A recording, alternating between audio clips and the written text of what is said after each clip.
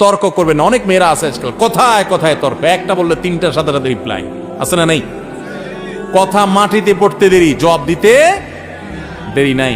মা বোনরা স্বামীদের সাথে দুর্ব্যবহার করবেন না, তারা আপনাদের অভিভাবক, আল্লাহ দায়িত্বশীল করেছেন। আপনার বুঝে না আসলো একটু সবর করেন, সহনশীল হন, শ্রদ্ধা করতে শিখেন। অনেক বোন আছেন আমার, 5 ওয়াক্ত নামাজ পড়েন, মাশাআল্লাহ বোরকাও পড়েন, হাত মোজা পা মোজা মেনটেন করেন, কোরআন তেলাওয়াতও করেন, মাশাআল্লাহ কোনো আমলের কমতি নাই, কিন্তু স্বামীটাকে মানুষ মনে করে না। আছে না নাই? এই আল্লাহর বান্দি কখনো আল্লাহর কাছে প্রিয় পাত্রী হতে পারবে?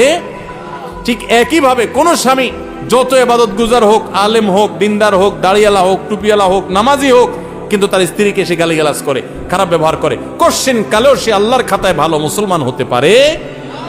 এজন্য ভাই, দাম্পত্য জীবনে পরস্পর প্রতি শ্রদ্ধাশীল হতে হয়, সহনশীল হতে হয়। আজকাল পত্রিকার পাতা খুললে দেখবেন ঠুনকো ইস্যুকে কেন্দ্র করে সংসার ভেঙে যাচ্ছে, খান খান হয়ে যাচ্ছে, সব